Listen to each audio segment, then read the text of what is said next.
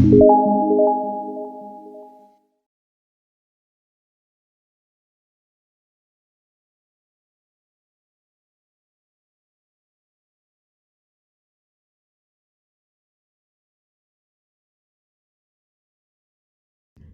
everyone, this is Avni here from Unique Consulting Group, Toronto, Canada, bringing you our video regarding the temporary to permanent resident pathway announced on April 14 by the Minister of Immigration and Citizenship Canada.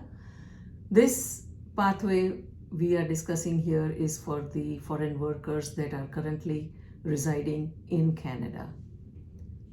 The main mandatory eligibility criteria for this pathway is that the principal applicant that is applying for immigration under this pathway needs to be physically present in Canada at the time of submission of their application, as well as at the time of being granted permanent residence in Canada.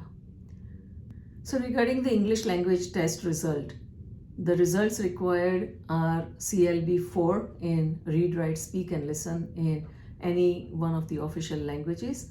You can appear for IELTS General or CELPIP for the English test, or TEF for the French test. The result should not be more than 2 years old. So within the last 2 years, the test should have been taken, and you need only CLB-4 to be eligible under this criteria.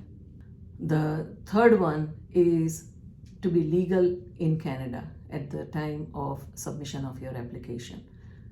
Foreign worker has to legally reside in Canada on a valid work permit, or if their work permit is about to expire or has already expired, then they should be in a state to apply for restoration of their work permit or the visitor status. They cannot be out of status when they are applying. You should not be inadmissible in Canada. That is also a requirement of this program, either on the grounds of medical inadmissibility or criminal inadmissibility, or you should not have overstayed beyond the valid status of staying in Canada. So that is also an important aspect which is to be remembered when you are submitting this application. The fifth criteria that is important for this application is that foreign worker who is applying for this pathway should have an intent to reside in any province other than Quebec. They should not be intending to reside in Quebec. Only those are allowed for this category.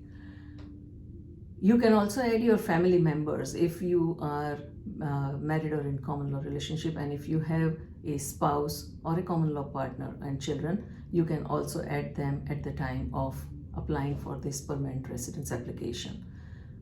Obviously, they also have to meet their eligibility criteria of not being inadmissible. They should be declared as family members. When you are submitting the application, they should be your family member as mentioned in the IRPA to meet the eligibility criteria, and you should be eligible to be granted permanent residence. Then they will also be granted permanent residence along with you as a principal applicant. Work experience, the main important criteria of this pathway. The work experience should be accumulated either by full-time or part-time work experience, full-time 1 year or part-time equivalent of 1,560 hours. So this is a very important point.